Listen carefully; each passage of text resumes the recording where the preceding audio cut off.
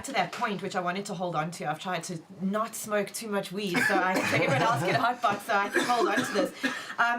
But I thought it actually led quite nicely into Lourie, into our studio guest, which was, and it's a point that I made at the manifesto launch as well, about there's enough within your local community group already. I think we have this opportunity to do things differently, do business differently. You know, this whole money, corporate, it's not actually beneficial to our community. And I think where the cannabis industry is now, everyone is focused on medical and, you know, growing, and these jobs, these touching the plant jobs, touching hands everywhere, presenter training.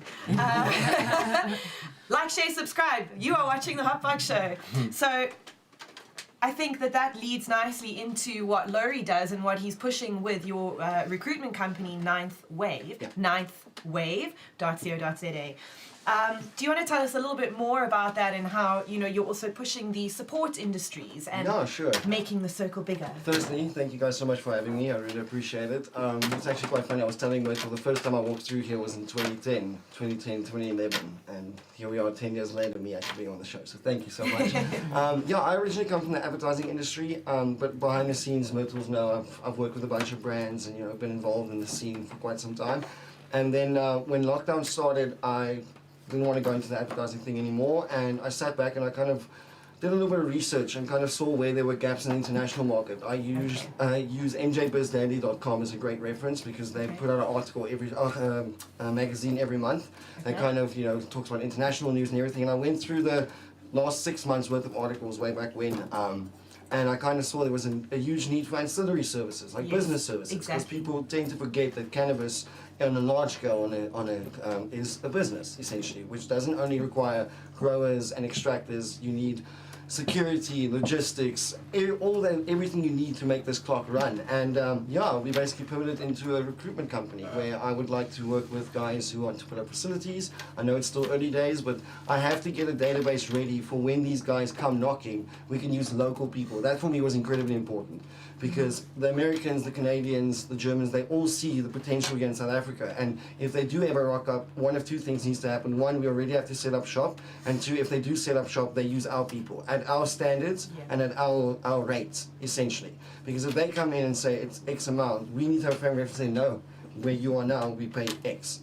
Have the power, keep the power. And for me it's very important. We don't want minimum wage. Exactly, and my whole thing is if the guy who's the head grower is getting lowballed, everyone else in that facility by proxy is getting lowballed. 100%. And it's such a horrible standard because just in the time that I've put Ninth Wave into the cannabis community, it's been absolutely overwhelming how many people have reached back to me, and it's been great to see different levels of guys who are 22, 23 who have actually done a lot. Imagine those guys get fostered in a great system where would they be by the time they're 30? Do you understand? If they get on the ground experience now in a proper facility that's run to good standards and good working conditions, we could produce serious geniuses by the time they're 30, 35. Well, I mean, you said the dad was what, by a 20-year-old, and this it's just a perfect example. And I meet a lot of these guys in the social clubs as well, from young to old, that won a part in this game, but they never knew how to get in. So for me, it's more about the everyday person sending their CV. I don't only need growers and extractors, so please, I need to emphasize that. So, like, right now, send your CV. Please send your accountants. Yeah, everyone. Designers, accountants, photographers, please. You know, any kind of. It's called the union. What is the social media most? Sorry. I was going to say, what is the most popular job that you've sort of come across so far? So currently in supply as well as in demand. I have a lot of I got a lot of traction from guys who are cultivators, but they don't have the necessary experience to be a head grower. Okay. Do you understand? And that's what I also want to emphasize. If all these facilities are only looking for master growers, where does that leave the guys that have the backyard or the black market experience and just need that 2 years to, you know, just flip to the other side? Yeah. If they, because everyone, I've spoken to many people that want to start facilities and they say they need their head grower to be 40 plus.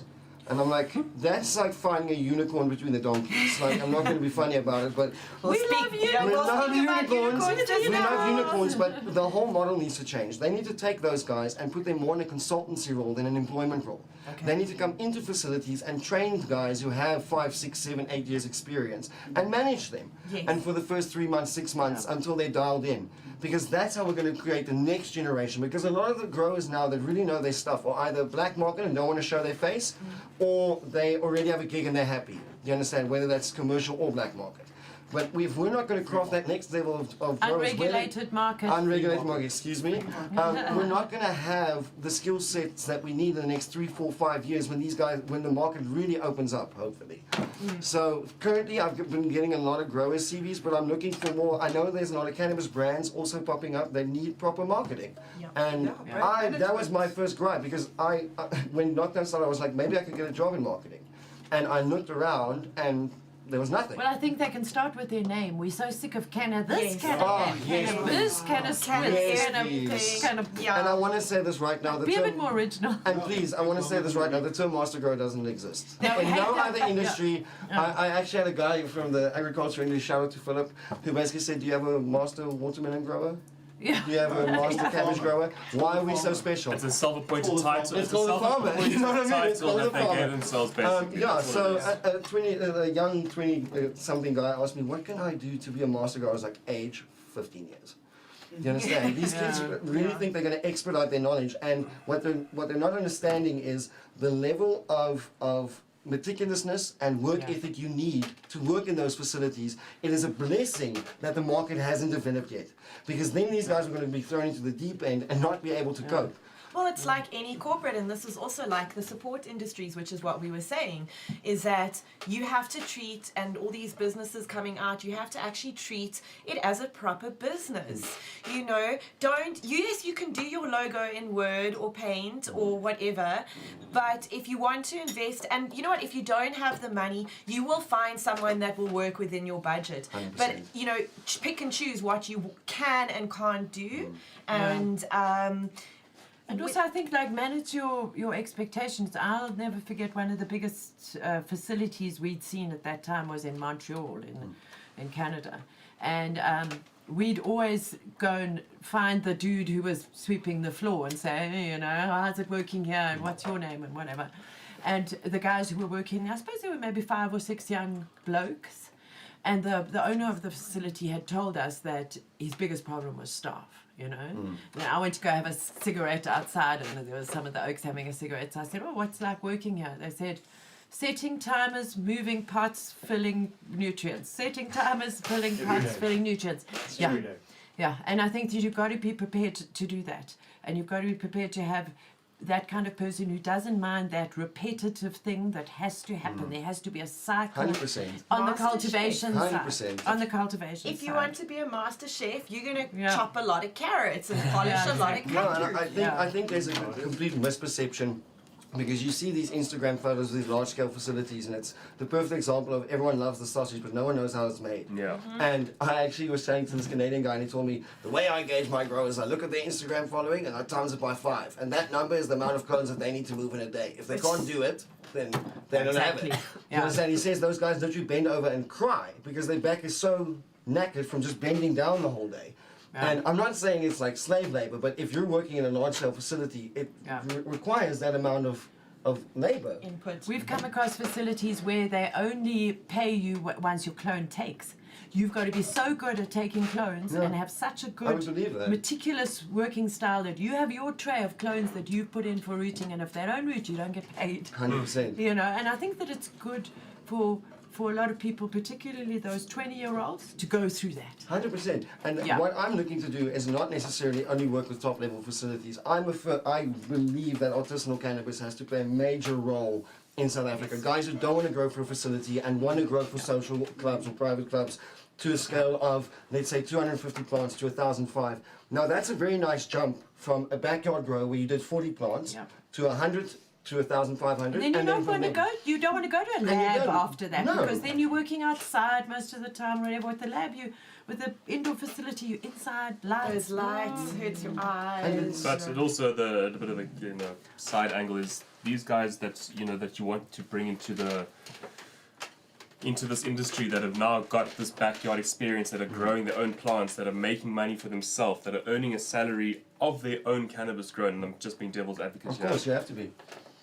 For them to step over to a person and say, right, you are my boss now, Yeah. you've taken my passion Yeah. and now made it now into a job, Yeah. you make me do certain things, clones, if they don't root, I'm screwed. Yeah, true. Yeah. It changes the perspective. Yeah, It like and really it- does, because I know from people, they say to me, because I've tried to do it in my game, in what I do, I try to recruit guys also, Of course. and to find the people and say, listen, come do what I need you to grow. These guys want to like employ you. They're like, dude, these guys can't afford me. No, of I want course not. 60, Yeah. 70,000, 80,000 rand a month, and you're like, what? They're like, of course. Yeah. And that's the kind of level. So I'm I just being can- no, an no, advocate. you know So what, I no. completely So what agree it with you, means yeah. is the people that want to get into this game, in this world, they must bring their expectations right down. Yes. You're no longer on the black market, and if you're going to be growing and working in this industry, you have to become a farmer. It comes You're a with- yeah. labor hand farmer that does monotonous work until you step up a level where you become a bit more of an overseer and have a bit more of a say, or you are better at what you do. And the Yeah. only way you can be better at what you do is if you level up, dude. Level up, level up, Level up, level up, keep level up to learning. become Start young. up, and learning. exactly, and to And be so able to Basically, earn that how to money. become a master grower, get 20 years proven experience. Well, this is where they're Yeah. saying with the years experience, because if you take any farmer in any industry, they're not going to say, cool, I'll take that young chap there because he has a passion and a year's worth of experience. Like, no ways. He has good legs. I want He 10 can years. lift stuff. Yeah. I want 10 years experience to do that can make sure my crops grow. I'm not going to put the guy Yeah, responsible 100%. of the plants that doesn't actually grow 10,000 plants already. You can grow ganja in your garage that really sells at like the top price in the street. I think that Listen, the buddy, there's boss- a change. The boss, the owner of the place, should be the master grower. Well, a master grower Well, is. you can't be the boss if you haven't done it No, yourself. can I tell you why I think that's important? Because a head grower can lie to a facility manager so quickly if he doesn't actually If he understand. doesn't know if he doesn't know what the plant does, how the Well, plant that's works. it, but that's like any industry. You need to be able, if you're going to be managing employees and people, you need to understand enough about what is going on there in order to be able to. No, of Well, a course. master grower manage never them. touches a So, plant. yeah, Quite just- simple. Yeah. Like, if you think you're going to walk in and be like, I'm a master grower, and you actually have a say, well, not a say, but like a actual physical hands on the plants every day, you're choking. That's So not your you've job actually- anymore. No, That's it's like not your exec- job anymore. An executive chef. You are the Same top, thing. and you have to Yeah. oversee everyone's doing their job, and they get to have the fun. You lose you lose Your passion. the passion. Yeah. Yeah. But I also want to But you also this. you still have passion to grow. Like, I'm not saying if you know you're a grower and you go work in the industry that you lose your passion. No. Please believe me, it's not No. like that. But when you get thrown into a position where you're forced to do something, and What I've seen with some facilities is they'll have a head grower that also has to be in charge of the compliancy, and I feel there has to be a discrepancy. If you're walking into a facility, and this is what I'm trying to advocate, because you want that head grower to live with those plants basically. He doesn't have to worry about paperwork and making sure that the transport and logistics, it dilutes his passion and his focus. So what I'm trying to advocate is that when you do set up a facility, that you have your head grower, but then you do have your responsible pharmacist and your compliance specialist that do the paperwork. That guy can stay with the plants. But I Because I've think- walked into facilities where the head grower starts, and then 4 months later he's doing 10 hours of Excel work a day to make sure that the actual documents and Exactly. everything fill Yeah. out. So But I that's- think if I can interrupt because we're getting quite into Sorry. depth. So Yeah. just to get back So- to your original question, so I focus on facilities. I want to work with people who want to recruit Yeah. capable people within the social club sphere, whether you're in a cooperative or as an individual. And I want to gear up towards the hemp industry. I'm steadily building a database of hemp specialists, more on the academic side, for people who want to make bespoke products. Some hemp cloth would be great. Yeah. We can then would maybe So I also would like Make people some- to come with can ideas and say, do I something need, with that.